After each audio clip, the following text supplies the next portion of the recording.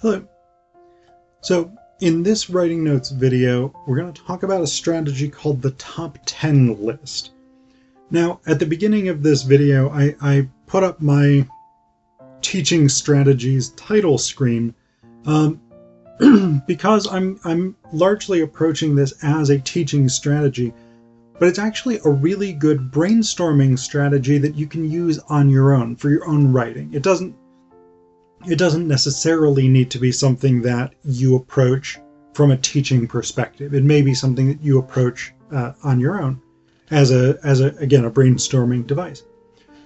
So the top 10 list is a pretty straightforward technique. It largely does what the name implies, where when you are thinking about a potential subject for a paper or a project or something like this, you would develop a top 10 list of potential topics that would fit that subject.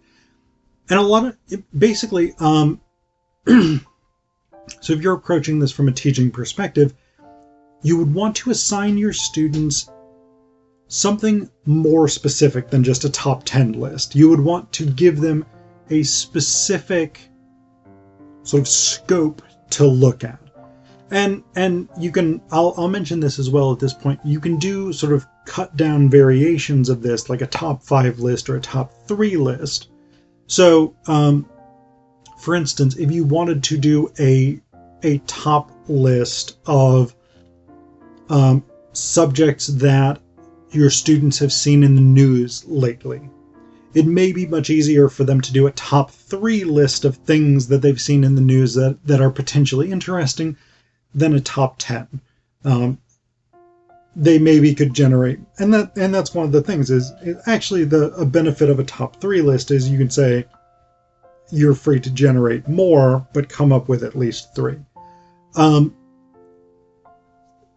there's going to be other types of so like if it's a research project or a position essay or something like this, a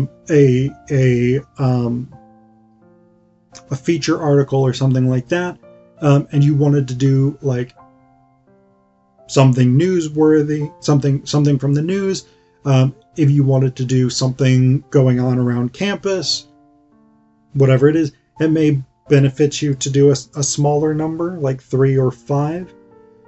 But then there's other types of projects that the top 10 list is really useful for. So particularly something like a personal narrative essay. It can be top 10, a top 10 list of memories, things that have happened to you that you think might be worth writing about. Or if you were doing like a literacy narrative, top 10 books that have impacted you, something like this.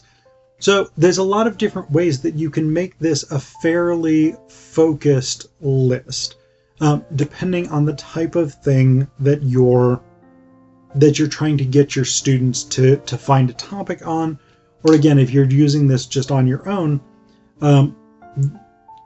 you can shape the list however you want to try and generate a subject for the project that you're doing.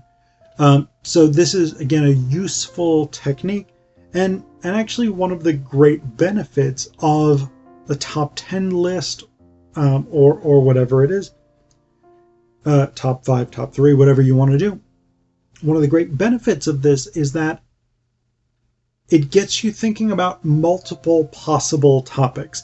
So not only can you choose the one that you think has the greatest potential, the one that you think is the most interesting, you can also then later go back and say, okay, here are some other topics that I've already thought of that might be interesting, that might be worth writing about, worth exploring in more detail. So this is a potentially useful technique because you develop a number of possible ideas.